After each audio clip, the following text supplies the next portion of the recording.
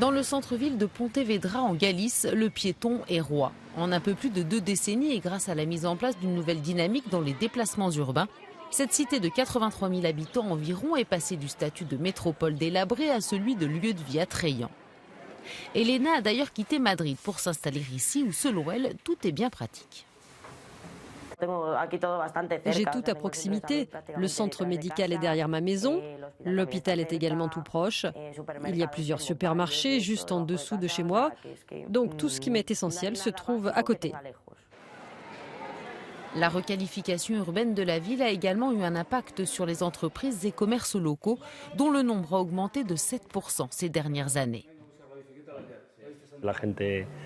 Les gens sortent marcher et se promener en ville et c'est très bénéfique pour les commerces locaux qui réalisent beaucoup plus de ventes et ressentent ainsi un réel impact positif.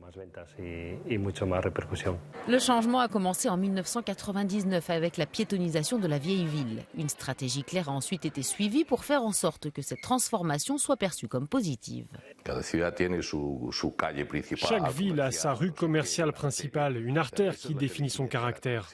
Si vous la rendez piétonne ou conviviale, vous transmettez l'image selon laquelle ce qui est moderne, cool et dans l'air du temps est de limiter le nombre de voitures.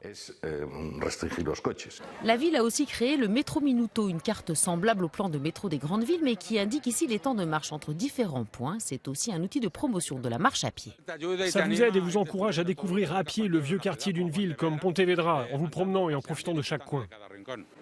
La circulation routière est limitée à 10 km/h dans le centre-ville qui ne possède qu'une seule entrée et des horaires d'accès spécifiques pour les voitures. Grâce à la planification de la ville, Pontevedra a franchi une étape importante. Aucun piéton n'a été tué dans un accident de la circulation depuis plus de 10 ans. L'autre objectif a également été de chercher à rendre la ville plus sûre la nuit.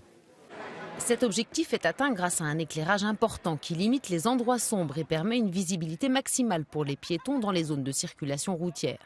Les lumières suivent aussi notre rythme biologique. Elles sont plus blanches lorsque la ville est encore en activité, puis changent de couleur.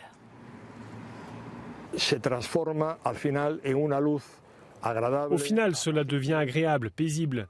L'éclairage ne pollue pas et la lumière nous invite au repos, au calme, à la tranquillité et finalement au sommeil.